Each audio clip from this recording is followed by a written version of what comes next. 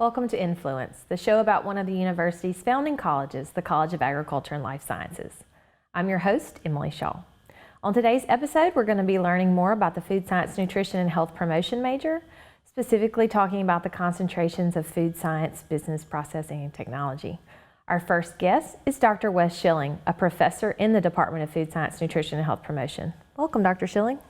Thank you, Ms. Shaw. It's great to be here. I appreciate you having me on. We have some great concentrations in food science, one of which, the most common, is food processing business, where our students get trained in food science. So they're trained to go work in the food industry, but they also do business classes. We recommend them getting a minor in either business administration or ag business. And they go into technical sales or other types of jobs like that. It's really great because no matter where you go work, business usually drives the bus. So if you have some background in business, it's very helpful. That makes sense. Yeah, and then we have a food science concentration, which is geared more to the students that want to go to grad school. So those are students that would be more in the lab, but they're the ones solving problems in the food industries, such as food safety issues and food quality issues, and learning how to do product development type work and understanding a little bit of research. Excellent. Then we have a pre-health concentration, which is very important because a lot of our problems as far as health goes in today's society has to do with food. So we need people in the medical field that have training in food science, training in health, and training in nutrition. So that's one of our newest concentrations. And one of the great things about that is there are more job opportunities and more jobs than we have students. So if you go into a concentration like that, then you're going to get a job opportunity, even if you decide you don't want to be a doctor, physician assistant, or physical therapy, or a dentist, or any of those things. So it's really great because it's almost foolproof. Absolutely. And then our last, we do have food safety, which is pre-vet. And in general, we only have one or two at a time. And they usually get into vet school as long as they get their hours and have the required grade point average, because there's not much competition when they're coming from a food animal background and there's only one or two of them. So it's also a good way to go and get into vet school and meet the requirements. And then our last, which seems to have the most interest by students, which is probably because they think it's such a cool name, is culinology, which is actually a joint program between MSU and MUW. And students come in and they take food science classes. And it's similar to food processing business, except they're actually taking culinary arts classes where they would take the business classes. So they're trained in order to be able to make the products that you might get at a restaurant that all the people did in the back was heated up. But it still tastes like grandma made it in the kitchen, even though they just wasn't much prep in the back. Very exciting. Do each of those concentrations require an internship or some sort of experiential learning? They do. They require 6 credits of internship, and in general, we recommend that they go get those in the food industry. So that would be 2 summers of internship. Because what we found is that the people that hire our students, they want students with real work experience. So if they get some experience in the food industry, they've got a leg up. So all of them have 6 credits. Depending on what a student wants to do, we might let them work in a research lab for 3 of those credits, work in the dairy plant for 3 of those credits. So there's different options depending on the student to be flexible, but we do want them to have real world experience so they can apply what they've learned in the classroom. Absolutely. Do they typically do 2 unique experiences over those 2 different summers? They usually do, not all of them, but they usually do. Like we've had some students go and work for Newlyweds during the summer, which is a spice company, and they would go do that. And then another company, they might go down to Reed Food Technology in Jackson, which is Reed Foods, one of our biggest supporters in the department. And then we had someone go to Pico Foods this last summer. So really it depends on the opportunities that are out there, and we're always looking for companies to partner with us so that we can meet their needs by developing the students that will actually meet their needs upon graduation. So if we can get a student to intern there, it's almost like having a job interview for a semester or a summer. Excellent. Yep. So what do you think is the biggest draw for our undergraduate program? Well, I think the biggest draw is the fact that there's jobs.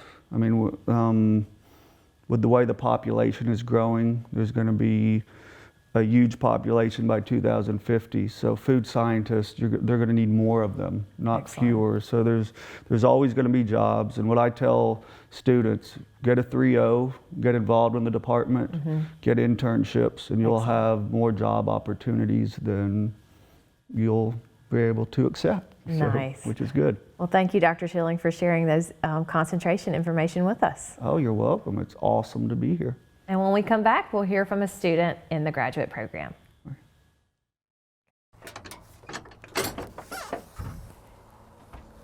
Think you know egg?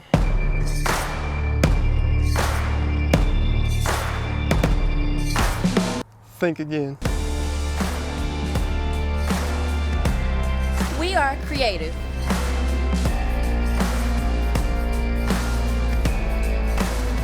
We protect the environment. We prepare for careers in medicine and conduct research.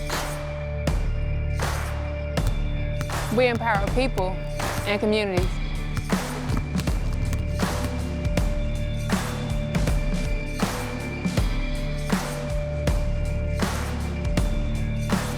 We are technology driven.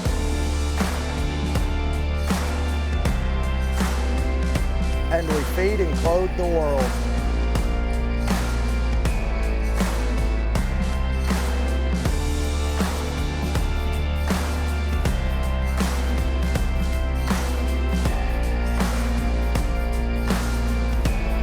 We are the College of Agriculture and Life Sciences at Mississippi State University.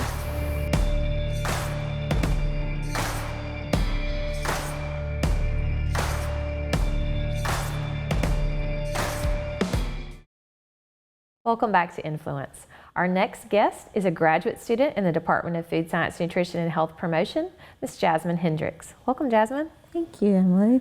So you've been with us at MSU for a little bit now, but you've had a unique path toward your PhD program. Tell us about that. Alrighty, so come from a family of Bulldogs. So Excellent. We grew up right here in Starkville. Okay. Started my career here in 2009 where I joined the Summer Bridge program. Okay. I actually was joining Mississippi State as a chemical engineer major. Yes. Had a thought that I was going to go into food processing, so I wanted to utilize my math and science skills and apply that into the food science world. So I ended up pursuing chemical engineering first to get that design background. Okay. So after a couple of, or finishing my coursework and internships, some co-ops involved in there, I finished there in about 2015. Okay. And then I ended up transitioning or took a semester off of academic work and I went into the micro lab at the food science department. There I was working with Dr. Kim and Dr. Silva there, and we got some experience in the food micro world. But then I knew my heart was tugging for something different. So then that's when I found my professor now, Dr. Wes Schilling.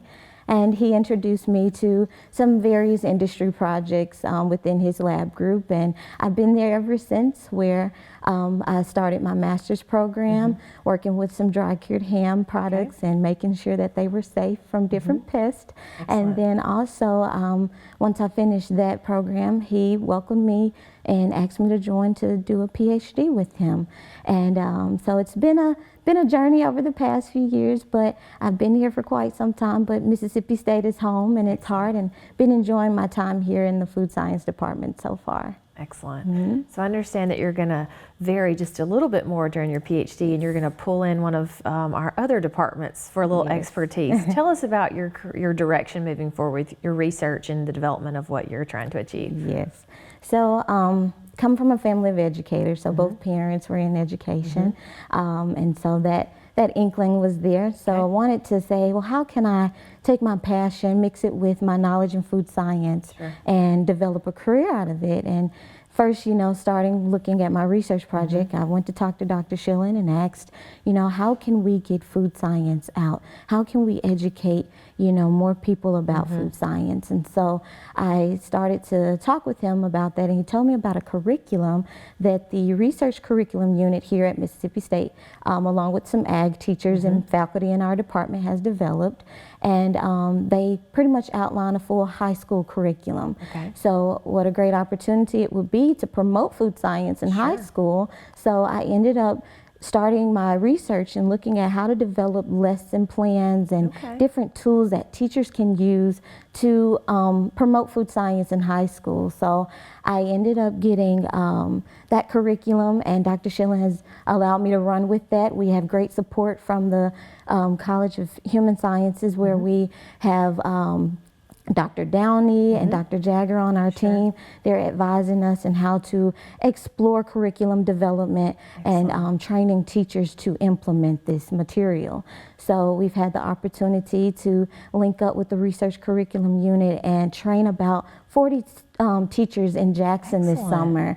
Yeah, we had them there where we exposed them to the curriculum, showed them some of our lessons and our activities, and they actually want to implement this fall. So we're working on getting material and a toolkit together to get that information out into the school systems. And so hopefully with this information in our research project, we can find we can collect data to say, hey, this curriculum is important. It's great use, and it's going to make a great impact in our schools. And hopefully we can get food science curriculum throughout our schools in Mississippi starting off. That would be excellent. So, yes, ma'am. Well, give us an example of a lesson plan that students might find really fun. So one of the things that we think super exciting is talking about the science behind ice cream. And so we end up doing making ice cream in a bag, where we teach the principles of the different components that's found in milk. So some of the proteins, and then also in the cream that you mix along with sugar. And we teach how those compounds mix together in the emulsion that's made in order to create a nice creamy ice cream, which we need since it's so hot this summer. Yes. But we get to teach the chemistry behind that, but they get to learn the hands-on aspects of how you make ice cream, as well as we involved a lot of product development principles in there. So they get to see how to take an idea and create a full product out of that. So, and that's from deciding what they're gonna make as well as deploying it into the market. So they get an array of food science principles through this lesson. Excellent. I'm excited to hear that our information will reach students at a new level. Yes, ma'am. Thank you for your work in that, and thank you for being on the show with us today. Yes, ma'am. And thank you for joining us on Influence, where on today's episode we learn more about food science and technology. We'll see you next time.